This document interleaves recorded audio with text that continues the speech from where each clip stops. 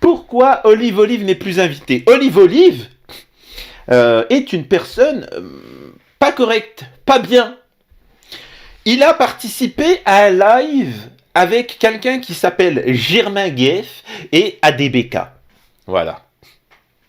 Donc, qui sont ces personnes-là? Ce sont des antisémites notoires.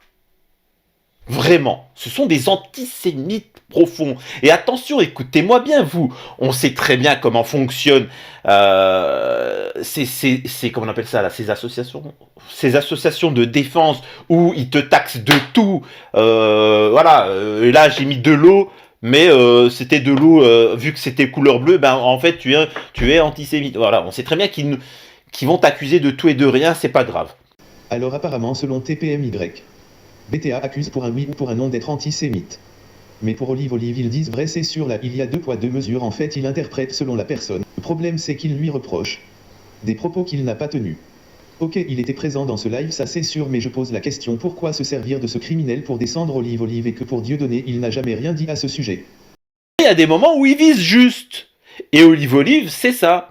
J'ai été voir un article sur BTA, Balance ton antisémite, et je confirme, il a fait un live avec 2 antisémites notoires où l'un d'entre eux, qui a déjà tué une personne, l'a dépecé.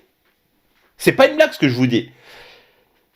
Il a fait la peine de prison et il est ressorti. Alors sachez que moi, si j'étais au pouvoir, il ne serait jamais ressorti. Mais bon, même au-delà de ça, bref, ça, c'est encore un autre délire.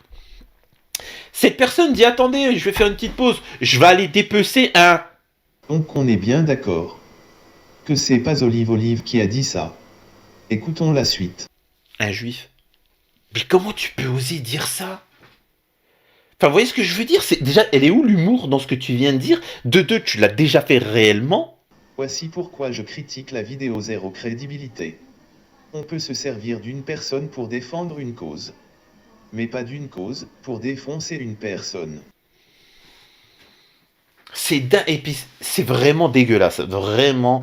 Donc, c'est pour ça qu'il ne sera plus jamais invité où que ce soit. Et voilà. Donc, assume le fait que tu es quelqu'un de haineux. Et c'est tout simplement. Bref. Et nous voilà de retour. Donc, je rappelle aussi que Dieudonné fait un spectacle à l'heure actuelle. N'hésitez pas à réserver des places.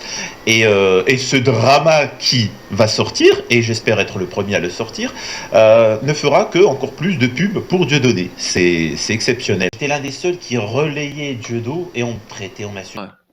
Comment dire qui ont précédé ton incarcération, le jour de ton arrestation. Le jour où tout a basculé, là où tu es devenu, pour la presse et les médias, le fameux personnage donc du dépeceur de Ponto. Alfredo Stranieri, on le surnommait le coucou, car il leur volait leurs biens et leur vie, sans état d'âme et sans regret. Il a tué comme ça 4 personnes. Un seul a pu en réchapper, qui garde un souvenir glacé de sa rencontre avec Alfredo Stranieri. Le verdict du premier procès est confirmé. La peine maximale, perpétuité. Vraiment. Donc c'est pour ça qu'il ne sera plus jamais invité où que ce soit. Et voilà. Donc assume le fait que tu es quelqu'un de haineux.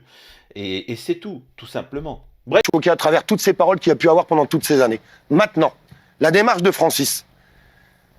Demander pardon, déjà c'est bien. Comme le disait Francis, il y a peut-être des gens qui le pardonneront pas et c'est leur droit. Exactement. Mais si ça peut permettre de ne plus jamais entendre ce genre de phrase, c'est ça. Ouais. Eh bien tant mieux. Ouais, Moi je dis tant mieux, parce qu'il faut que ça s'arrête. Aujourd'hui, malheureusement, il y a des gens qui vivent de ça. On vit dans une société. Donc c'est pour ça qu'il ne sera jamais ce soit où que ce soit. Et voilà. Donc assume le fait que tu es quelqu'un de haineux.